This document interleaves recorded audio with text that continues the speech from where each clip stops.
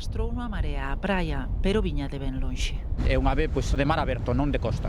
E cría no Atlántico Norte, nas zonas árticas incluso, pero que pasa o inverno en frente das costas de España. Así que os araos papagaio están afeitos a condicións duras de vida, pero este inverno superounos.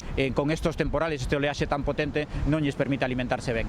Perden a grasa corporal e ao final tamén eso lle fai que a hipotermia os acabe por matar. Así que estes días hai nos mortos por dúcias nos areais. Son sobre todo exemplares de especies peláxicas como estes araos papagaio, pero tamén aparecen restos doutras. No control diario que fai na lanzada, hoxe xa localizou 10 ou 12 aves mortas en cousa de 100 metros. Pasa os anos de temporais encadeados, pero por se fora outra causa, pide moita precaución. Non se debe achegar. Estamos todavía, como decía antes, no protocolo de gripe aviar, polo tanto non se recomenda nunca tocar as aves, achegarse a elas, que tampouco se acheguen os cans. Hai que dar aviso no 112, o Servizo de Medio Ambiente recollerá e analizará os restos. Tamén recollen as aves que conseguen chegar vivas. Para elas hai esperanza.